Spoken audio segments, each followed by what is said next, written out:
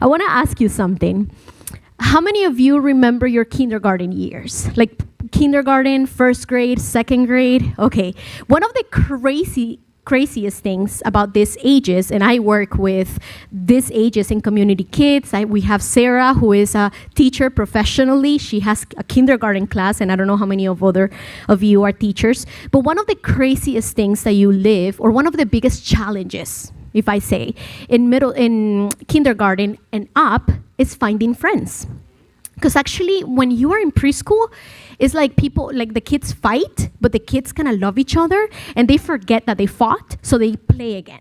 Actually, I was having a conversation yesterday with my sister-in-law, and I was asking, both of my sister-in-laws have boys, and they're both the same age. So I was asking one of them about her boy, because he started school, and I was like, so how is Enzo doing? And she's like, oh, he's doing so good. And I'm like, yeah, does he have friends? And she's like, he has 2 friends. He comes every day and tells me that his friends are, I believe it's Zachariah and Marcelo.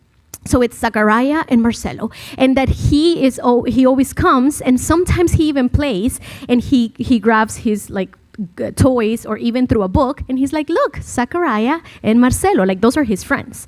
He was never taught how to make friends. He's only 2 years old. Okay, it's not like he went to an intensive of how to go to school and find friends or make friends. He just made friends. But once you reach out kindergarten, once you start going to the cafeteria to go have lunch, you guys, I personally think that that's one of the weirdest feeling ever, or very awkward, which is, can I sit with you? I don't know if you remember. Maybe some of you guys have trauma from that word. Can I sit with you? Because the answer has the power to change your whole heart, okay? Your whole behavior and your whole elementary school years. Because if you go with your tray, you are already shaking because the tray is very heavy, okay? You already are so nervous because you don't want the tray to fall. You guys, you're just walking there, and you don't even know, because maybe the schools here are so big that you can maybe know people, but they didn't make the same lunchtime. So you're sitting with a bunch of people, or you're there with a bunch of people that you don't know, and you're just there with your tray, and you ask the question, brave. You're already thinking, and you're like, okay, this is what I'm gonna ask. Okay, I'm ready. And then you're with your tray, and you say, excuse me? And then they turn around, can I sit with you? And that answer has the power to change your destiny. I'm kidding. But that power, that answer has the power to really make or break that day. Because if they say yes, that's it. You made a friend. You're like, so I'm not sitting alone. But if they say, no, I'm waiting for my friend. Guys, kids that age are cruel. Or maybe honest. And if they don't want to sit with you, they're going to tell you the truth. No, I'm waiting for my friend. Or no, I'm saving the spot for someone else. When you are in preschool or even elementary, a yes means a lot. That question, and if you're taking notes, today's teaching is, can I sit with you? Because it's hard, you guys. It is hard when you receive the no. It's hard because we're all wired to relate to each other. And sitting alone, eating your lunch alone, it's weird. Sitting alone, eating your lunch by yourself makes you look different. Obviously, if you're at school, I remember the kids that will sit by themselves alone. You know what I also remember? That I never even thought about going and calling them to sit with me. That's sad. But I remember specifically a girl that will sit every day in the cafeteria by herself. I came here when I was 13, and they made me go to middle school with my brother, even though I was supposed to go to 9th grade. You know why? Because I was little. We went to the school, and the school principal for the high school saw me, and he told my parents, he spoke Spanish. Kind of spoke Spanish. So in his little Spanish, he tells my parents, ella chiquita.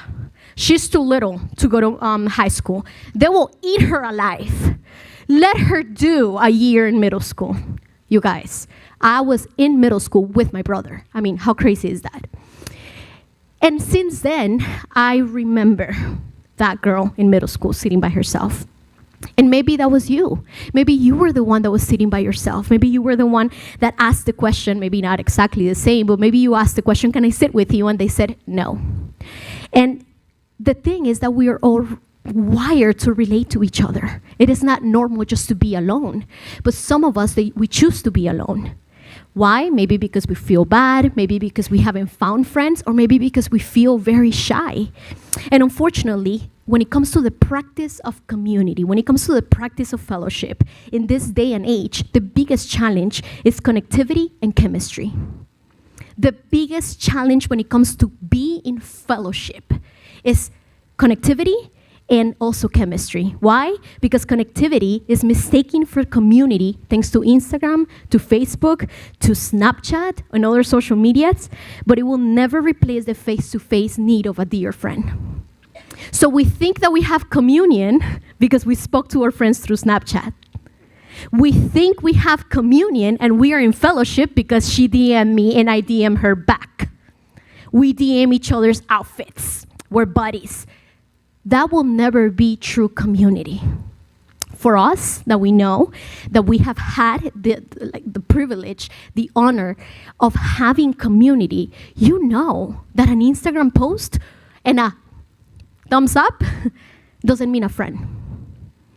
Sometimes I'm telling stories to people. It happens to me all the time with Alfredo, and I'm like, oh my gosh, you know my friend, she had twins. He's like, which friend? And I'm like, oh, it's not really my friend. It's a girl that I follow on YouTube. But I'm already like, she's my buddy. She doesn't even know me, you guys. But I talk about her like she's my friend. But is she really my friend? Because when I'm having issues, she doesn't even know my name. She doesn't even know that I follow her, but she's my friend. I'm like celebrating her twins, you guys. I'm like, you know that they're gonna go live in Puerto Rico? They bought a place and they actually made it, and Alfredo's like, oh, okay, who is she? And I'm like, it's a girl from YouTube, you know? And we have mistaken community and connectivity. We have mistaken community for connectivity. Just because you're connected to someone, in this case with this girl who just bought a property in Puerto Rico, and it was completely, it was a disaster, and they made it up and they built it, and it's so beautiful. Just because I connect with her story, it doesn't mean that we are having fellowship. And so many times we think that we are having fellowship, when in reality, which is one of the biggest challenges, we're just connected to someone. And then there is the second challenge, and the challenge is chemistry. And it's another obstacle that we face. Why? Because while we may have chemistry with others, we might not have community with them. You might not be able to have community with someone, even though you have chemistry. Even though maybe if you sit down with a person and you listen to their story, you might say, wow, me too. But when you're not willing to sit down, when you're not willing to say, yes, come sit with me and listen, that is a huge obstacle, because you might never be able to know and enjoy what it is to have community if you don't know, and you're not able to know that there is actually chemistry in the relationship, that there is so much that you have in common. You guys, when it comes to immigrants, I feel like we have so much in common. I came when I was 13. I know what it is to come with each of us with one suitcase. You know how I know? Because right now I'm living that way. We are doing some remodelations in my house, and Alfredo left for his sabbatical. The week that we were, the week that we were building the house, the week that I had to deal with 5 workers inside my house. He was riding horses, of course. Yeah, and I love you. It was everything prepared, right? So on Wednesday, the workers come. It's 5 people, you guys. And I'm just like a little girl here. And I'm like, hi, sir. Hi, well, we're coming, whatever. They come. They start like ripping off all the, walls and thing. And I'm just like, where am I going to go? And I'm like, so can I come tonight and sleep here? And they're like, well, señorita, lady, if you want to, you could come. I have some people that actually come and sleep. And I'm like, oh, perfect. So I just have to disappear and just come. When are you leaving? And they're like, we're leaving at 5:30. I'm like, perfect. I'll be here at 6. I just go do my stuff. You guys, Alfredo's not here. I'm going to the mall. I'm buying like 5 coffees. I'm having lunch outside. I'm not cooking. I'm living my life. I go pick up the kids and I go hang out with a friend. I'm like having the time of my life. And I come home, you guys, at 5:30 on a Wednesday night. The house is a mess. It is impossible to stay there. So from that day, from Wednesday until this day, today, I'm in a suitcase. Actually, my suitcase is on the other side at Community Kids because I came in pajamas. No, I'm kidding. I took a shower, obviously, but I changed in the other side because I don't have a house. Tonight. We received a message this morning. The house is ready to live there tonight. But anyways, the point is that I know what it is to live, to come to a completely different country, new language, okay? And everybody with one suitcase. I had my suitcase, my brothers had each its own, and my mom and my dad. That's how we came to this country. If you sit with someone that has lived the same and you're willing to share your story, trust me that you can look at the other person's eyes and say, me too. When we give ourselves the space to know that there is so much chemistry between human beings, that there is so much that we have in common, is that we are not willing to practice that community. And community is deeper than connectivity and chemistry.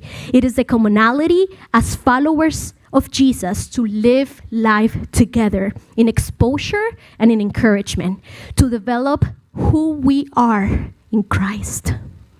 And I want to show you guys some pictures. When I came to this country, okay, fine. This is me right here, you guys. Oh, so cute, haven't changed a bit. Okay, let me tell you something. When I came, I was 13. I developed a sickness in my stomach when I was 13 and a half. I was already here in this country, and my stomach started hurting like crazy. Like sometimes I will even vomit. So my parents, without insurance, took me to the hospital, to the ER or whatever. There, they refer me to a doctor, which is pediatrician, and they do some exams for me, and they say that I have gastritis. But the question that I will never forget in my little English that I had is that the doctor asks my mom, has your daughter lived something traumatic? Because it's not normal for such a young age to have gastritis, because usually when that happens, it's because there is high levels of stress. And my mom is like, what? She is freaking out. I developed gastritis. I took pills for over 6 months because I was depressed. I was 13 years old, and all I knew was taken away from me. My parents made the decision to come. We were excited. We thought, United States meant go to Disney World every day. Yeah, right. And you come here, you go to these big schools. I had such a bad, first, experiences in middle school that I was so scared. And you guys, it was so hard. But then the buffaloes made the whole difference. You might ask yourself, what are the buffaloes? That was my connect group. I remember that we were listening to the only Spanish radio, besides another one that I'm not going to name because you guys might not even know, but it was a Christian Spanish radio. And they said, if you want to see this singer or whatever, a Mexican singer that she's now a Christian, come to us. And it was this church and another church that they were getting together and bringing this singer. This is 22 years ago. And we go as a family. And when we go as a family, we get to know Jesus, whatever. We receive Jesus. I was 13 years old. And they take me to this men's group. His name is Milton. You guys might have seen him around church. He's still at church. He still looks the same, and he's like 70. I'm kidding. I don't think he's 70, but he was very adult here. And if you see his face today, he looks the same. I'm like, what happened to you? But he was the leader of the Buffaloes. And all of us, we all lived in Hollywood. So, as you can see. So, okay, so we were all from Hollywood, from Miramar, and we all went to these high schools and middle schools that we knew each other. So, for example, we went to the same school, me, Natalia, Janice, I still remember them. They're all in their 30s now. Jennifer, she's a worship singer now. And all of these people, we were the Buffaloes. This, you guys, saved me. Because at school, I didn't have friends. At school, I was mostly alone. Because I had my friends, my buddies that we came from the same country, but we were not paired the same for the lunch. So what happened is that someone chose to break the ice. And when that happened, my life changed because I immediately started having friends. And they all lived the same. They would all, share the same thing. Like, oh, I remember. Oh, yes, I had this. Someone laughed at me also. Oh, what happened to you? Well, this happened to me. I didn't understand. We became community. And what happens when you choose to break the ice? Questions like, can I sit with you? Because that might be you today that has to ask that question. Can I sit with you? Because you have been alone for a long time. And maybe the question that you have to ask to break the ice today is, can I sit with you? Or maybe you are the one that needs to make space so someone else can sit. Or maybe you are the one that needs to see the need and invite someone to come sit with your group. God is calling you to take a step of action today. Because you can be in one of these three categories. In the category where you're the one holding the tray, because it hasn't changed, you guys. It hasn't changed. Until this day, we can be in our 50s and still feel this same awkwardness. Can I sit with you? Or maybe you're the one that needs to see the need and say, hey, come, we're a whole group here. When 10 people eat, 11 can eat. Come sit with me. Or maybe you're the one that says, yes, come sit. We might be a little squish, but here's a little space for you. Come sit with me. And when that happens, when we choose to break the ice, the first thing that we discover is that the journey to healing is not done alone, but it's done in community. Because this is what happened. We can go to the next picture. The journey to healing is not done alone, but done in community. This is our baptism.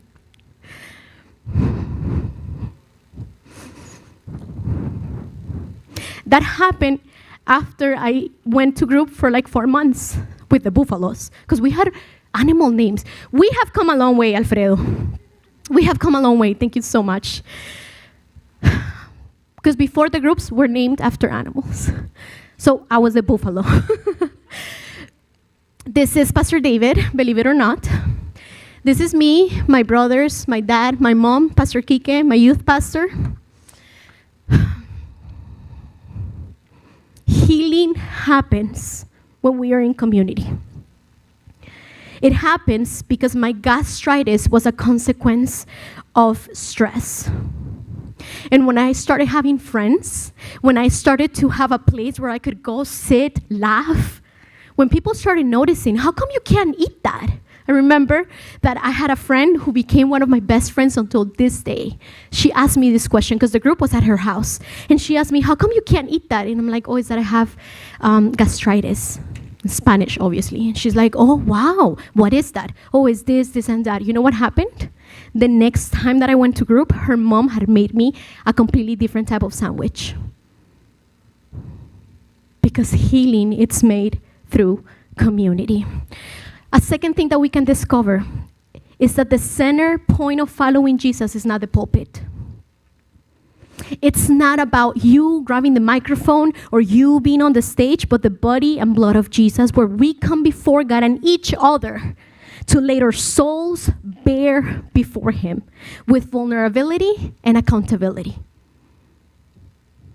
When we are able to come together, when we are able to gather together, look at each other face to face, and have accountability and vulnerability, fully present to one another, we learn to listen. It's where we develop the joy of being heard and being understood. We can go to the next picture. I was able to open my heart and share with people face to face. So then this happened.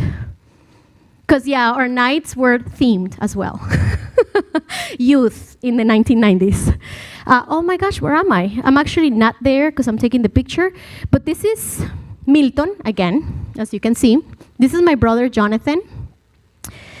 Alfredo was already here. Oh my gosh, guys, believe it or not, that's him.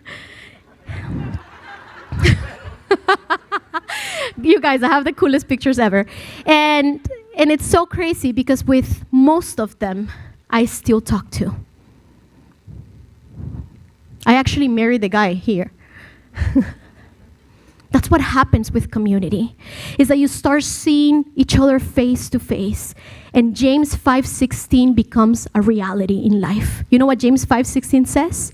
Confess your sins to one another, and you will be healed. Healed. When you are able to open your heart to one another, freedom and breakthrough happens when we confess our sins with one another, and we are vulnerable in relationships. And that can only happen when you start making the steps, when you start saying yes. What happened here, as you guys can see, if you really know me, you know that it's me. You know how I started serving when I was 14 years old? Making the signs for the events. I didn't have a microphone. I didn't even get to organize the chairs. I didn't even get to be a welcoming girl. Like, oh, welcome. I made the signs. But I was so happy. I was so happy because I was able to sit with her, Casey, who was my maid of honor, who married Willie. And I remember that she was the first person that knew that I liked Alfredo, but also the first person that knew that I had gastritis. Was also Buffalo's group in her home.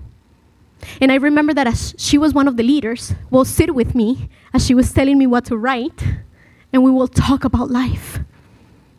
Because that's what happens when you start doing community. You start being transparent. And in small groups, you start being transformed. People can be real and authentic with one another, especially about their struggles. And I don't know what your struggle is today. What I can tell you is that we're all struggling. That's the reality. We're all struggling. We're all going through something. But the Bible is clear. We can grow. We can heal. We can go to another level and dream when we are in community. And the question remains the same today as it was way before when I was 13, 14, 15 years old. The question is, can I sit with you? Do I need to make space for someone else to come? Or, hey, come sit with me. We need to make a decision. I love this story in the Bible, 2nd of Kings, and I'm almost finishing, but it says, Elisha helps a poor widow. And listen to what it says. It says, one day the widow of a member of the group, she was a member of the group, and in the middle of being a member, her husband passed away. Her biggest pain and grief, she was living it with someone, with a group. Because the Bible doesn't say that if you become a Christian, life will be perfect and nothing is going to happen. No, but it says that when we confess our sins, we can be healed. That there is power of being in community. Jesus taught us that. He was with 12 people all the time. And you know what? I don't think that Jesus could have done it without them. I don't think that Jesus could have done it on earth. When we speak about emotions and when we speak about soul to soul, he needed them. He needed to speak to someone. He needed to hang out with someone. He needed to break bread with someone. And it says that one day the widow of a member of the group of prophets came to Elisha and cried out. She cried out. She was vulnerable. She was honest. She said, my husband who served you is dead, and you know how he feared the Lord. But now a creditor has come, threatened me to take my 2 sons as slaves. What can I do to help you? Elisha asked. So tell me, what do you have in the house? Nothing at all, except a flask of olive oil, she replied. And Elisha said, borrow as many empty jars as you can from your friends and your neighbors. I love that the answer was with her friends and her neighbors. Who are your friends and who are your neighbors? Because I think Alfredo said it like 2 weeks ago or a week ago, that maybe we don't even know the names of our neighbors. Maybe we haven't even thought about asking our neighbors to come into our house so that they can have some cafecito with bread. But that can make the whole difference.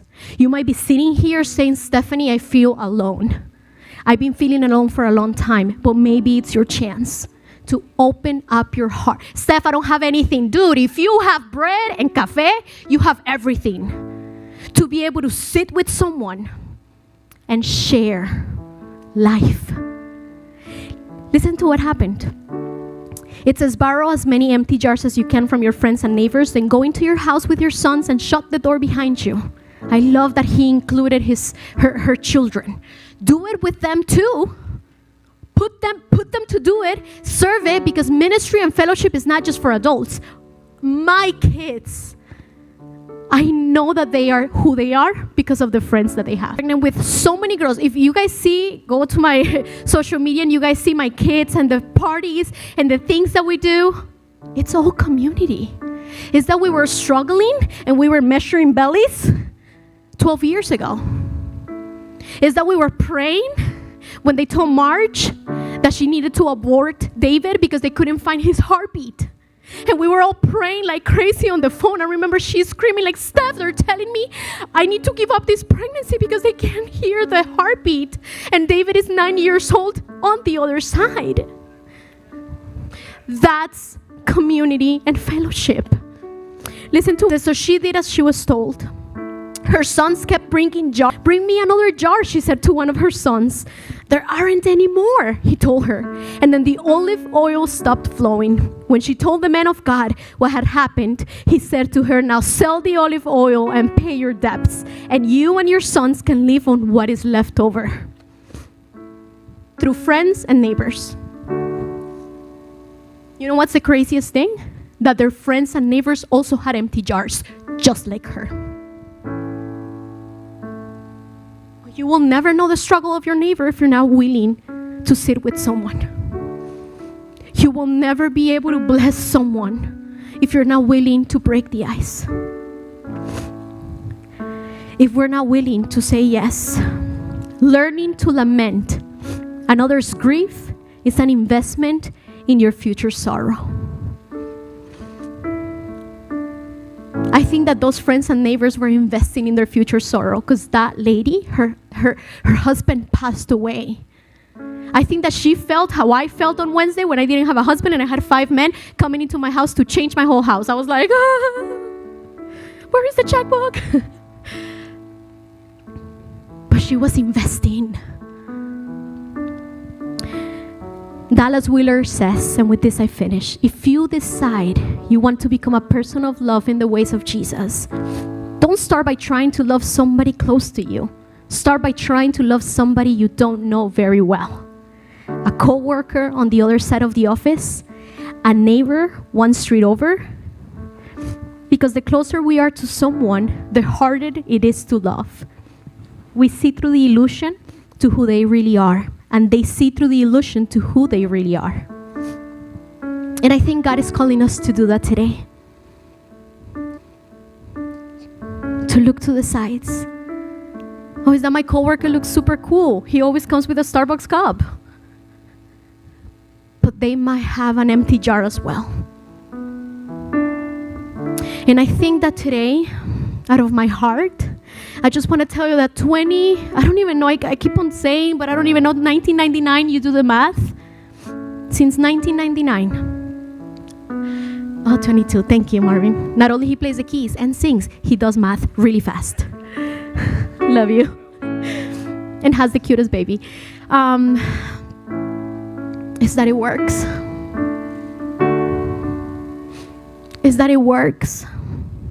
And I know that if I could give you the microphone and you can share about your stories of community and struggle, I know that you could say the same thing. It works when we're able to open up and say yes and break the ice. And today I just want to ask you, what's your next move? That's all. What's your next move? How can you break the ice this morning? Maybe it's through a text message. Maybe it's through a hello, you can come. Or maybe it's through searching the website at church and actually find a group that you can go to. Steph, but it's that I don't know anybody. I know. But you felt the same thing in kindergarten and you didn't die. Just go. Sit down. Someone will open the space so that you can sit. And trust me, it will make a difference in your life. Steph, I'm having this thing in my heart. I really like to bake. There is no baking groups here. Should I do like a baking group? Where I open my house and I bring girls and men, I don't know, whatever. Alfredo likes to bake. Bring them in and I can like teach them how to make banana bread, the good one, just like Savannah makes it. Makes my heart happy every time she makes it. And do you think that could be a group? Yes, it could be a group. You know why? Because as you are making the things, you're laughing. And as you're laughing, you're talking about chocolate. And as you're putting those good chocolate chips that you put in that banana bread. Oh, I want some banana bread. Okay. As you're doing that, maybe someone will share their story on how maybe they never tasted chocolate or never liked chocolate. And maybe you might look at her and be like, oh my gosh, me too. And that's how I discovered to bake. And as you bake and everybody takes their baking goods, you can go home and give it to your husband and say, here, this is what I did today at group. You know what could happen?